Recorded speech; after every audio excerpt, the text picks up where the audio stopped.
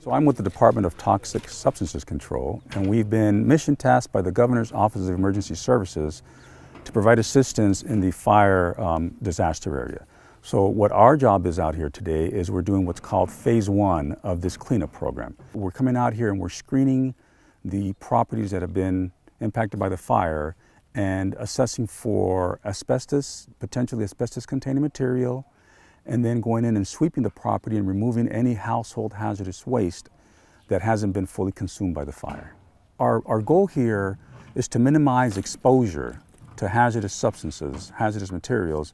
So by going through and looking at these properties and removing those items that have not been fully consumed that still pose a hazard, whether it's an inhalation hazard or a domal hazard, we're minimizing that exposure to the public. As an example, car batteries that are burned, the outside carcass is completely gone, and what you're left with is you're left with these lead plates. Those become very brittle and they can very easily become airborne, those lead particles, so that's an inhalation hazard.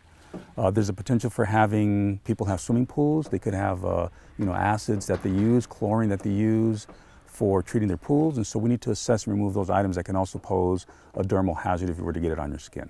So unfortunately, over the last dozen years or so, we've seen this same scenario repeated over and over again, where there's complete devastation to communities because of the loss of personal property, and in some instances, the loss of lives. The state is assisting the local residents in removing the hazardous materials from the properties to allow them to at some point begin the rebuilding process and put their lives back together again.